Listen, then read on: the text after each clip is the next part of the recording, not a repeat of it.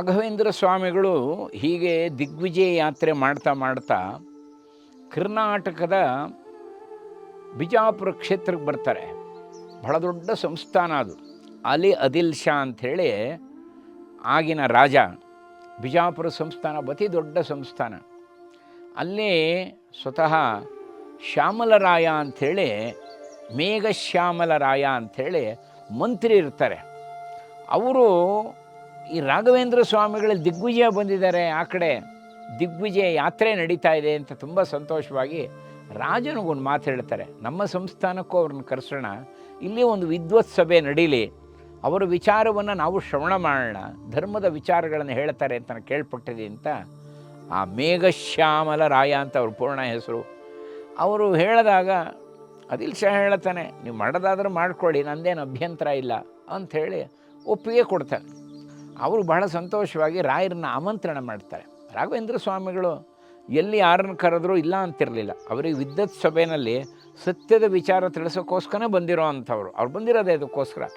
ನಾವು ಹಿಂದೆ ಕೇಳಿದ್ದೀವಿ, ಸ್ವತಃ ಪರಮೇಶ್ವರ ಎಲ್ಲ ಋಷಿಗಳ ಮುಂದೆ ಹೇಳ್ತಾನೆ, ಧರ್ಮಾರ್ಥ ಪುರುಷವ್ಯಾಗ್ರ ಋಷಿಕೋಟಿ ಸಸರ್ಜ.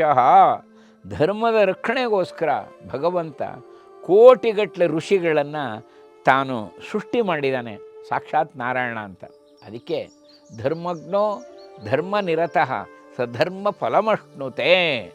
ಇದನ್ನು ರಾಯರ ಆಗಾಗೆ ಉಲ್ಲೇಖ ಮಾಡ್ತಿದ್ರು.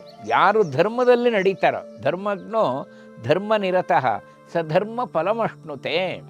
ಧರ್ಮ ಮಾರ್ಗದಲ್ಲಿ ಯಾರು ಹೆಜ್ಜೆ ಇಟ್ಕೊಂಡು ಹೋಗ್ತಾರೋ ದೃಢ ವಿಶ್ವಾಸದಿಂದ ಧರ್ಮದ ಫಲವನ್ನು ಪಡ್ಕೊಂಡೇ ಪಡ್ಕೋತಾರೆ. ಇದರಲ್ಲಿ ಯಾವ ಸಂಶಯವೂ ಇಲ್ಲ. ಇದು ಅನುಶಾಸನ ಪರ್ವದಲ್ಲಿ ಪಾರ್ವತೀ ದೇವಿಗೆ ಪರಮೇಶ್ವರ ಹೇಳಿದಂಥ ವಿಚಾರ, ಮಹರುದ್ರ ದೇವರು. ಅದಕ್ಕೆ ಯಾವತ್ತೂ ಕೂಡ ಧರ್ಮದಲ್ಲಿ ಹೆಜ್ಜೆ ಇಡರು ದೃಢ ವಿಶ್ವಾಸ ಇರಬೇಕು. ಅನೇಕ ಸವಾಲುಗಳು ಬರ್ಬೋದು, ಕಷ್ಟಗಳು ಬರ್ಬೋದು, ಏರ್ಪೇರುಗಳು ನಡಿಬೋದು, ಆದರೆ ನಿಜವಾಗ್ಲೂ ಜಯ ಸಿಗೋದು ಯಾವುದಕ್ಕೆ ಅಂದರೆ ಧರ್ಮಕ್ಕೇನೆ. ಅದರ ಫಲ ಇದ್ದೇ ಇದೆ. ಈ ದೃಢ ವಿಶ್ವಾಸ ಆಯಿತು. ನೋಡಿ, ಮೇಘಶ್ಯಾಮಲ ರಾಯರು ಕರೆದಾಗ ಅವರು ಕೊಡ್ತಾರೆ, ರಾಜನ ವತಿಯಿಂದಲೇ ಆಮಂತ್ರಣ ಹೋಗುತ್ತೆ. ರಾಯರು ಬರ್ತೇನೆ ಅಂತಾರೆ. ನೋಡಿ, ಅಲಿ ಆದಿಲ್ ಶಾನ ಸಂಸ್ಥಾನದಲ್ಲಿ ರಾಯರು ಬರ್ತಾರೆ. ಮಾಹೇಂದ್ರಿ ಅಂತ ಆನೆ, ಅದು ಮಠದ ಆನೆ, ಅದು ಮಾಹೇಂದ್ರಿ ಅಂತ. ಅದ್ರ ಮೇಲೆ ವಿರಾಜಮಾನವಾಗಿ ಬರ್ತಾರೆ ರಾಘವೇಂದ್ರ ಸ್ವಾಮಿಗಳು. ಭಾಳ ಅದ್ಧೂರಿಯಾದಂಥ ಸ್ವಾಗತ ಆಗುತ್ತೆ. ಮತ್ತು ವಿದ್ವತ್ ಸಭೆ ವ್ಯವಸ್ಥೆ ಮಾಡ್ತಾರೆ. ರಾಯರು ಪೀಠದ ಮೇಲೆ ಕೂತಿದ್ದಾರೆ. ಅಲ್ಲಿದ್ದಂಥ ಕೆಲವರು ಮೌಲ್ಯಗಳಿಗೆ ಅವರಿಗೆಲ್ಲ ಇದೇನಾರು ಹಿಂದೂ ಸನ್ಯಾಸಿಗಳನ್ನು ಇಲ್ಲಿ ಕರೆಸಿದ್ದಾರೆ ಅಂತ ಸ್ವಲ್ಪ ಮನಸ್ಸಿನಲ್ಲಿ ಮುಜುಗರ ಇರುತ್ತೆ ಅವರಿಗೆ. ಕಡೆಗೆ ಅವರೆಲ್ಲ ಒಂದು ಪ್ರಶ್ನೆ ಕೇಳುತ್ತಾರೆ, ನಿಜವಾಗ್ಲೂ ಧರ್ಮ ಅಂದರೆ ಏನು? ಧರ್ಮ ಅಂದರೆ ಏನು ಸ್ವಲ್ಪ ಹೇಳಿ ಗುರುಗಳೇ. ಅವ್ರಿಗೇನು ಅಂದರೆ ರಾಯರು ಏನು ಮಾತಾಡಿದ್ರು ಕೂಡ ಅದು ವಿಕೃತ ಮಾಡುವಂಥ ಬುದ್ಧಿನೂ ಕೆಲವ್ರಿಗಿರುತ್ತೆ. ಈ ವಿದ್ವತ್ ಸಭೆ ಅಂದರೆ ಹಾಗೆ, ಮಾತಾಡಿದ್ದನ್ನೇ ವಿಕೃತಿ ಮಾಡುವಂಥವರು ಇರ್ತಾರೆ. ಏನು ಧರ್ಮ ಅಂದರೆ ಏನು, ಅದೊಂದು ಸ್ವಲ್ಪ ವಿವರಣೆ ಕೊಡಿ ಅಂಥೇಳಿ ಕೆಲವಾರು ಮೌಲ್ಯಗಳು ಅವರೆಲ್ಲ ಪ್ರಶ್ನೆ ಮಾಡ್ತಾರೆ. ಎಲ್ಲ ನೋಡ್ತಾ ಇದ್ದಾರೆ, ಎಲ್ಲ ವಿದ್ವತ್ ಸಭೆ ಅದು, ಎಲ್ಲ ಪ್ರಮುಖರು ನೋಡ್ತಾ ಇದ್ದಾರೆ ರಾಘವೇಂದ್ರ ಸ್ವಾಮಿಗಳು ಏನು ಹೇಳುತ್ತಾರೆ. ಎಲ್ಲ ನೂರಾರು ಕಿವಿ ಥರ ಮಾಡಿಕೊಂಡು ಕಾಯ್ತಾ ಇರ್ತಾರೆ, ಏನು ಹೇಳುತ್ತಾರೆ. ರಾಯರು ಭಗವಂತನ ಸ್ಮರಣೆ ಮಾಡಿಕೊಂಡು ಹೇಳುತ್ತಾರೆ, ರಾಮೋ ವಿಗ್ರಹವಾನ್ ಧರ್ಮ ಸಾಧು ಸತ್ಯಪರಾಕ್ರಮ. ಧರ್ಮ ಅಂದರೆ ಏನು ಅಂದರೆ ರಾಮೋ ವಿಗ್ರಹಾನ್ ಧರ್ಮ. ಶ್ರೀರಾಮಚಂದ್ರ ತನ್ನ ಜೀವನದಲ್ಲಿ ಏನು ನಡ್ಕೊಂಡ ಅದೇ ಧರ್ಮ. ರಾಮೋ ವಿಗ್ರಹವಾನ್ ಧರ್ಮ. ನೋಡಿ, ಅದು ಇದು ಕೊಟ್ಟು ಮಾಡೋ ಅಗತ್ಯವೇ ಇಲ್ಲ ಧರ್ಮಕ್ಕೆ. ಧರ್ಮದಲ್ಲಿ ಬೇಕಾಷ್ಟಿದೆ ಅಲ್ವಾ. ಧರ್ಮದಲ್ಲಿ ಸತ್ಯವನ್ನು ಹೇಳು, ಅಸತ್ಯವನ್ನು ಹೇಳಬೇಡ, ಯಾರನ್ನೂ ಕೂಡ ನಿಂದನೆ ಮಾಡಬೇಡ, ಯಾರನ್ನು ಹಿಂಸೆ ಮಾಡಬೇಡ, ಇದೆಲ್ಲ ಬೇಕಾದಷ್ಟಿದೆ. ಅದನ್ನೆಲ್ಲ ಹೇಳೋಕ್ಕೆ ಹೋಗಲಿಲ್ಲ. ರಾಮೋ ವಿಗ್ರಹವಾನ್ ಧರ್ಮ. ಇದನ್ನು ವಾಲ್ಮೀಕಿ ಪುರಾಣದಲ್ಲಿ ಅಂದರೆ ರಾಮಾಯಣದಲ್ಲಿ ಉಲ್ಲೇಖ ಮಾಡಿದ್ದಾರೆ ಈ ಸಂಗತಿಯನ್ನು. ಅದನ್ನು ಕೋಟ್ ಮಾಡಿಬಿಡ್ತಾರೆ ರಾಯರು. ಎಲ್ಲರೂ ಚಪ್ಪಳ ತಟ್ಬಿಡ್ತಾರೆ. ಇದರಲ್ಲಿ ಡಿಸ್ಪ್ಯೂಟೇ ಇಲ್ಲ. ಇಲ್ಲಿ ರಾಮಚಂದ್ರನ ಇಡೀ ಜೀವನ ಯಾರಿಗೂ ಬೇಸರ ತರೋದು ಅಲ್ಲವೇ ಅಲ್ಲ. ತನ್ನ ಇಡೀ ಜೀವನದಲ್ಲಿ ಎಲ್ಲವನ್ನು ಸಮರ್ಪಣೆ ಮಾಡಿಕೊಂಡ ಮರ್ಯಾದಾ ಪುರುಷೋತ್ತಮ ಶ್ರೀರಾಮಚಂದ್ರ. ಯಾರಿಗೂ ಹಿಂಸೆ ಕೊಡಲಿಲ್ಲ, ತಾನು ಕಷ್ಟವನ್ನು ಅನುಭವಿಸಿದ. ಲೌಕಿಕವಾಗಿ ನೋಡೋಕ್ಕೆ ರಾಮ ತುಂಬ ದುಃಖ ಅನುಭವಿಸ್ದ ಬೇಕಾದರೆ, ಆದರೆ ಯಾರಿಗೂ ತಾನು ದುಃಖ ಕೊಡಲಿಲ್ಲ. ಎಲ್ರಿಗೂ ಆನಂದ ಕೊಡೋಕ್ಕೆ ತಾನು ಕಷ್ಟವನ್ನು ಸಹಿಸ್ತಾ ರಾಮಚಂದ್ರ. ಅದಕ್ಕೆ ರಾಮೋ ವಿಗ್ರಹವಾನ್ ಧರ್ಮ. ಅಲ್ಲೊಂದು ಮಾತು ಹೇಳ್ತಾರೆ ರಾಯರು, ಮಾತಾ ಪೃಥ್ವಿ ಪುತ್ರೋಹಂ ಪೃಥಿವ್ಯಾ, ಋಗ್ವೇದದ ಮಂತ್ರ ಅದು. ಮಾತಾ ಪೃಥ್ವಿ, ಇಡೀ ಪೃಥ್ವಿ ತಾಯಿ. ನಾವೇನು ಗ್ಲೋಬ್ ಅಂತ ಹೇಳ್ತೀವಿ, ಅದನ್ನೇ ಮಾತೆ ಅಂತ ಹೇಳಿದಂಥ ದೇಶ ನಮ್ಮದು. ಅದಕ್ಕೆ ಯಾವಾಗಲೂ ಸನಾತನ ಧರ್ಮ, ಹಿಂದೂ ಧರ್ಮ ಇದೆಯಲ್ಲ, ಈ ರೀತಿ ಧರ್ಮ ಪ್ರಪಂಚದಲ್ಲಿ ಹುಡುಕಿದ್ರೂ ಸಿಗೋಲ್ಲ. ಮಿಕ್ಕಿದ್ದೆಲ್ಲ ಕೆಲವು ಮತಗಳಿರಬಹುದು, ಧರ್ಮ ಅಂತಲ್ಲ. ಹಿಂದೂ ಧರ್ಮದ ವೈಶಿಷ್ಟ್ಯ ಏನಿದೆ, ಇದರಲ್ಲಿ ಯಾರಿಗೂ ತೊಂದರೆ ಇಲ್ಲ ಇದು. ಅದಕ್ಕೆ ಇದಕ್ಕೆ ಸನಾತನ ಇದು. ಯಾಕೆಂದರೆ ಜೀವನ ಪದ್ಧತಿ ಇದು. ಪ್ರಪಂಚ ಸೃಷ್ಟಿಯಾದಾಗಲಿಂದ ಯಾವ ರೀತಿ ನಡ್ಕೋಬೇಕು ಅಂತ ಹೇಳುವಂಥ ಸಂಹಿತೆ ಏನಿದೆ, ಅದೇ ಹಿಂದೂ ಧರ್ಮ. ಇಲ್ಲಿ ಯಾರಿಗೂ ತೊಂದರೆ ಇಲ್ಲ. ಮಾ ಕಶ್ಚಿತ್ ದುಃಖ ಭಾಗ್ ಭವೇತ್. ಇಡೀ ಪ್ರಪಂಚದಲ್ಲಿ ಯಾವ ಜೀವಿಗಳಿದ್ದಾರೆ, ಯಾವ ಜೀವನ ದುಃಖ ಪಡಬಾರ್ದು. ನಮ್ಮ ಋಷಿಗಳು ಪ್ರಾರ್ಥನೆ ನೋಡಿ ಭಗವಂತನಲ್ಲಿ, ಮಾ ಕಶ್ಚಿತ್ ದುಃಖ ಭಾಗ್ ಭವೇತ್. ಋಷಿಗಳು ಭಗವಂತನ ಪ್ರಾರ್ಥನೆ ಮಾಡ್ಕೋತಿದ್ರಪ್ಪ, ನಾನು ತಪಸ್ಸು ಮಾಡ್ತೀನಿ, ಯಾರಿಗೂ ಕೂಡ ದುಃಖ ಬರದೇ ಇರಲಿ. ರಾಯರಿದ್ದಿದ್ದು ಹಾಗೇನೆ, ಮಾ ಕಶ್ಚಿತ್ ದುಃಖ ಭಾಗ್ ಭವೇತ್. ನೋಡಿ ಎಂಥ ಧರ್ಮ ಇದೆ. ಅದಕ್ಕೆ ಇದಕ್ಕೆ ಸನಾತನ. ಈ ಧರ್ಮಕ್ಕೆ ಎಲ್ಲರೂ ಪ್ರೋತ್ಸಾಹ ಕೊಡಬೇಕು, ಎಲ್ಲರೂ ಬೆಳೆಸಬೇಕು.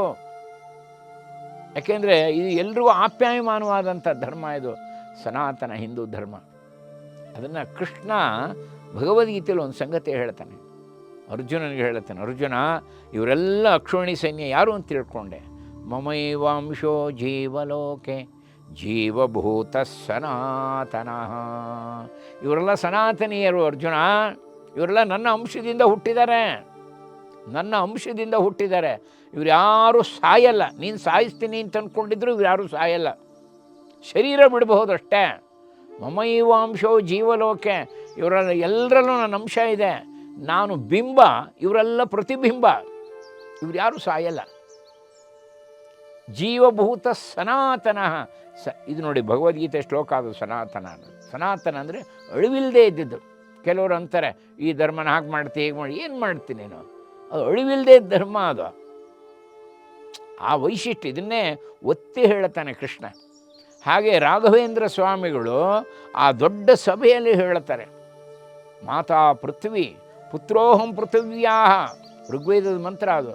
ಇಡೀ ಪೃಥ್ವಿಯಲ್ಲಿರುವಂಥ ಎಲ್ಲ ಜನಗಳು ಆ ಭೂದೇವಿಯ ಮಕ್ಕಳು ನಾವೆಲ್ಲ. ಈ ಪ್ರಶ್ನೆನೇ ಇಲ್ವಲ್ಲ, ಚರ್ಚೆನೇ ಇಲ್ಲ. ನೋಡಿ ಅವರು ತುಂಬ ಚೆನ್ನಾಗಿ ಕೆಲವು ವಿಚಾರಗಳನ್ನು ಹೇಳುತ್ತಾರೆ.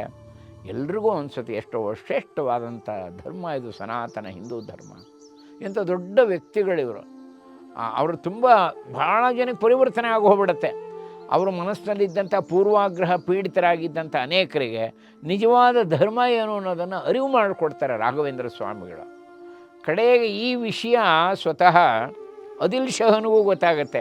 ಆದಿಲ್ ಶಹನಿಗೆ ರಾಘವೇಂದ್ರ ಸ್ವಾಮಿಗಳು ಮಾಡಿದಂಥ ಮಾತನ್ನು ಕಡೆಗೆ ಮತ್ತೆ ರಾಘವೇಂದ್ರ ಸ್ವಾಮಿಗಳನ್ನು ಕರೆಸಿ ರಾಘವೇಂದ್ರ ಸ್ವಾಮಿಗಳಿಗೆ ಪಾದಪೂಜೆ ಮಾಡಿ ಜಗದ್ಗುರು ಅಂಥೇಳಿ ಒಂದು ಬಿರುದನ್ನು ಕೊಡ್ತಾನೆ ತನ್ನ ಸಂಸ್ಥಾನದಿಂದ. ಜಗದ್ಗುರು ಶ್ರೀ ರಾಘವೇಂದ್ರ ಅಂಥೇಳಿ ಆದಿಲ್ ಶಾ. ನೋಡಿ ಇದು ಐತಿಹಾಸಿಕ ಘಟನೆ ಇದು. ಜಗದ್ಗುರು ಶ್ರೀ ರಾಘವೇಂದ್ರ ಅಂಥೇಳಿ ಅವರಿಗೆ ಬಿರುದನ್ನು ಕೊಟ್ಟು, ಬಿರುದಾವಳಿ ಕೊಟ್ಟು, ಕೆಲವು ಗ್ರಾಮಗಳನ್ನು ಜೈಗೇರಿಯ ಕೊಟ್ಟ ಅಂಥೇಳಿ ವಿಶೇಷವಾಗಿ ಉಲ್ಲೇಖ ಮಾಡ್ತಾರೆ. ಅಂದರೆ ರಾಘವೇಂದ್ರ ಸ್ವಾಮಿಗಳ ಮೂಲ ಉದ್ದೇಶವೇ ಅದು.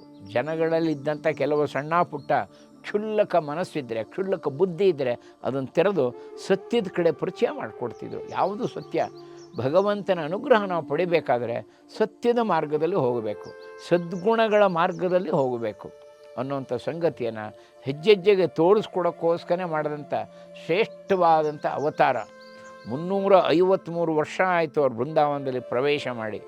ಈಗಲೂ ಬೃಂದಾವನದಲ್ಲಿದ್ದುಕೊಂಡು ಒಬ್ಬ ಜೀವಂತ ಸಂತ ಕೂಡ ಮಾಡೋಕ್ಕಾಗದಿರೋಷ್ಟು ಕಾರ್ಯವನ್ನು ಯಾವುದೇ ಮೂಲೆಯಲ್ಲಿ ಜನ ಇರಲಿ ರಾಘವೇಂದ್ರ ಅಂತ ಪ್ರಾರ್ಥನೆ ಮಾಡಿಕೊಂಡ್ರು ಅನುಗ್ರಹ ಮಾಡ್ತಾರೆ. ಅವರು ಬೃಂದಾವನ ಪ್ರವೇಶ ಮಾಡುವಾಗಲೇ ರಾಘವೇಂದ್ರ ಸ್ವಾಮಿಗಳು ಒಂದು ಮಾತು ಹೇಳ್ತಾರೆ, ನಾನು ಶರೀರ ಬಿಡಲ್ಲ, ಬೃಂದಾವನದಲ್ಲಿದ್ದುಕೊಂಡು ಪಾಂಚಭೌತಿಕ ಶರೀರವನ್ನು ಬೃಂದಾವನದಲ್ಲಿ ಅಡಗಿಸ್ಕೊಂಡು ನಿಮ್ಮೆಲ್ರಿಗೂ ಅನುಗ್ರಹ ಮಾಡ್ತೀನಿ, ಶರೀರ ಬಿಡಲ್ಲ. 700 ವರ್ಷ ಈ ಬೃಂದಾವನದಲ್ಲಿದ್ದು ತಪಸ್ಸು ಮಾಡ್ತೀನಿ ಅಂತ ಆದೇಶ ಕೊಡ್ತಾರೆ. ಅಂಥ ಮಹಾನ್ ಭಾವರು ರಾಘವೇಂದ್ರ ಸ್ವಾಮಿಗಳು.